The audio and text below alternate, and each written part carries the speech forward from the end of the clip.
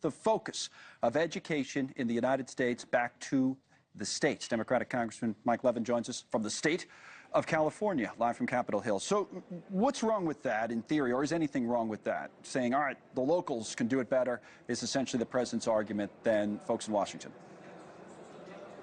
Well, it's good to see you, Connell. You know, I am the father of 2 kids in our local public schools, Title I schools, and they rely on the federal government in part for help with things like special education, with free and reduced meals.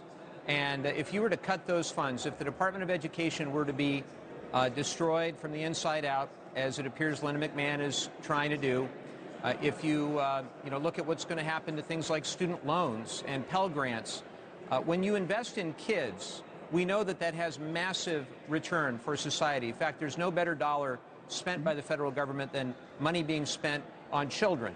And so when you think about efficiency, this is the opposite of that. Efficiency would be focusing on things with the best return on investment, like investing in our kids. So I'm going to do everything I can to fight for our public schools. The one thing I would say is that the president today, for example, he's done this over and over, points to test scores, rankings, country by country, and says the current system that you described is not working, so we should do it a different way.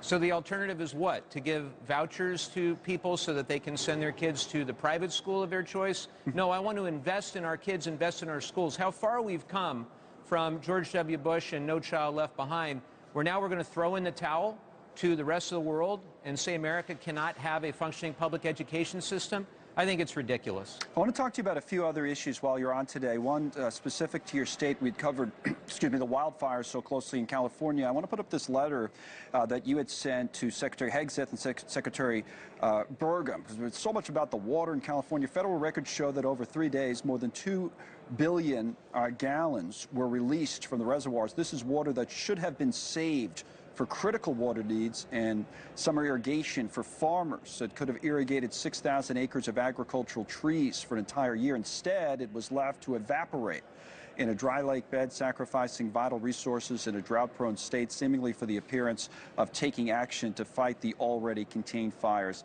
in Los Angeles. So tell us about the situation in California, what should be done in a somewhat controversial issue, especially since President Trump's gotten involved.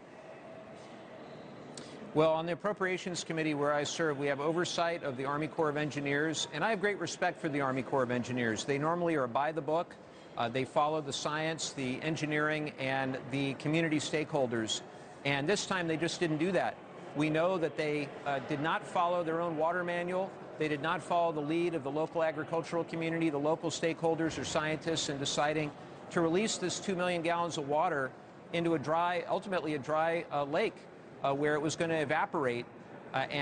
Look, if we have a dry February, March, April, Connell, that water really could have been used by the farmers in California. And it's just a shame when politics seems to have prevailed over common sense. So with lots of Army Corps projects in the pipeline all throughout California, the point of the letter is to make sure this doesn't happen again. Now, last topic is this.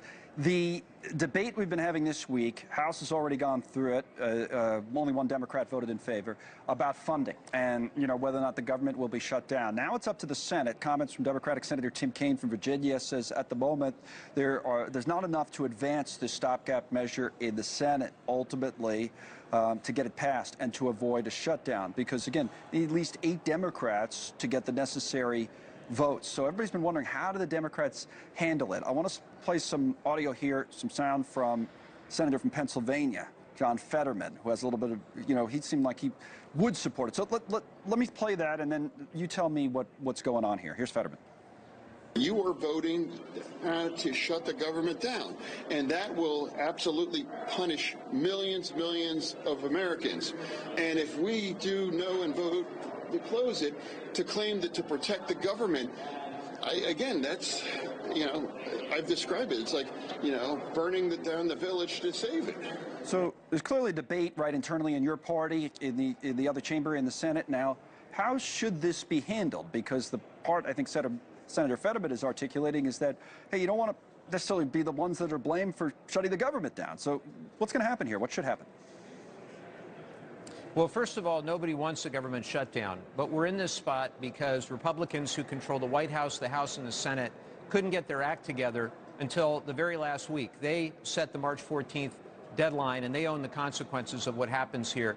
And look, quite a while ago, Rosa DeLauro, who's the chair of the House Appropriations Committee, I know Patty Murray in the Senate, they reached out in good faith to try to come up with a decent bipartisan bill, but instead the Republicans jammed through on a party line vote a partisan budget bill, and we all held the line in the House, voted against it, and I hope that the Senate holds the line in the coming days and demands a truly clean budget bill on a temporary basis. Well, House appropriators, Senate appropriators can actually work as they're supposed to, as the Constitution requires, because, Connell, what's happened here is the Congress, the Republicans in the Congress have ceded control to Donald Trump. Donald Trump has ceded control to Elon Musk. That's why we're in this mess. And, well, a mess is one that I think everybody agrees on, and in many ways in Washington. Thank you, Congressman, for coming on today. And again, to Senator Kane's point, he says they don't have the votes right now to keep it open. So we're going to follow this here over the next couple of days. We'll see what they come up with. Now, we were talking about how many educators and Democrats are